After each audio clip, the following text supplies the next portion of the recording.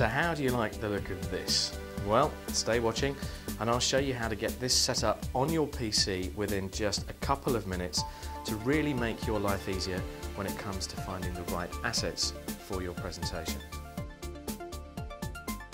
Now, first of all, I'm going to make the assumption that you've done all the right things about how to build your presentation. You know what your desired outcome is, you know what the objective is, you know how the story is going to flow.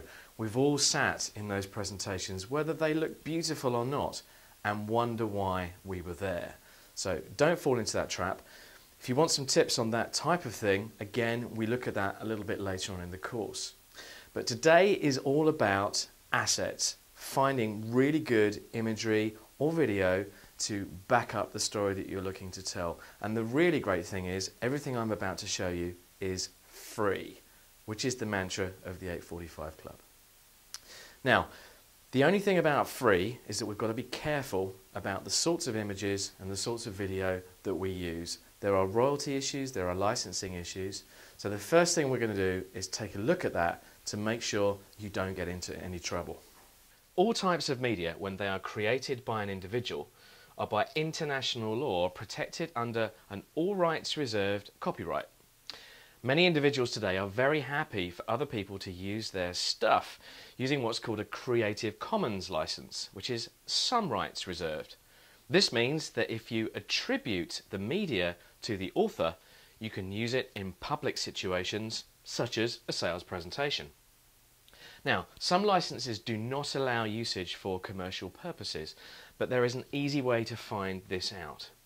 In all cases, just remember to put a small footnote on the image, or on the slide perhaps, attributing the author.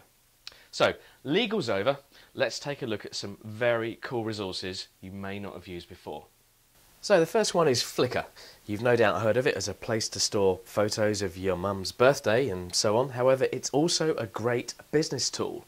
And in days gone by, you would have paid big money for the most simplest of images, and they're now available completely free.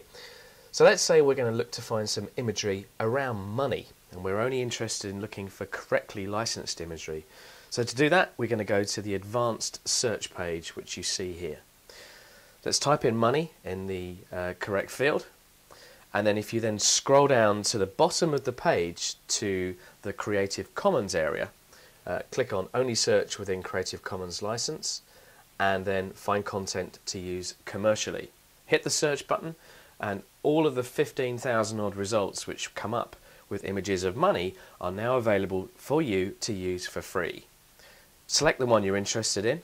It's always good practice to download the largest one. It's always much easier to come down from a large image. That's where you can do that. But if you scroll down to the bottom, we can check that licensing. Some rights reserved. We also know it's allowable in commercial circumstances. Hit the download button and off you go. Okay, next we're going to take a look at the plugin I showed you at the beginning of this advicelet. Finding imagery and other assets is so much easier and intuitive using this application called Cool Iris. Plus I'm guessing you're going to be the envy of your colleagues in the office when they see it. So visit cooliris.com, hit the download button and install it into your browser, whether it be Internet Explorer, Firefox or even your shiny new iPhone. Mine's already been installed and I'm not going to show you the installer or you're going to be asleep at your desk. Just follow the instructions and it will be done in a few seconds.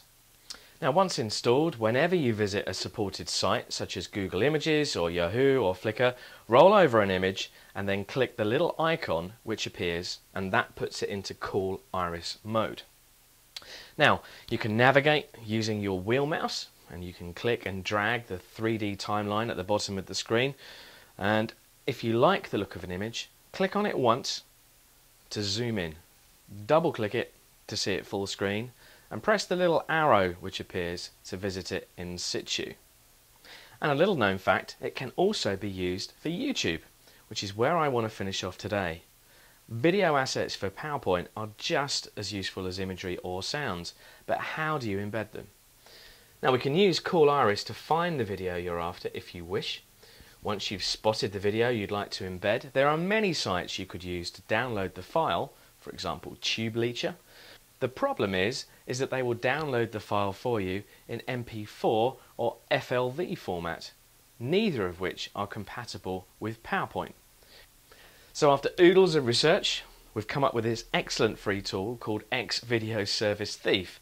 It's a catchy name and it's absolutely legitimate, even though it sounds dodgy. It's been tried and tested by the 845 Club team. Go to the site, download it and install it.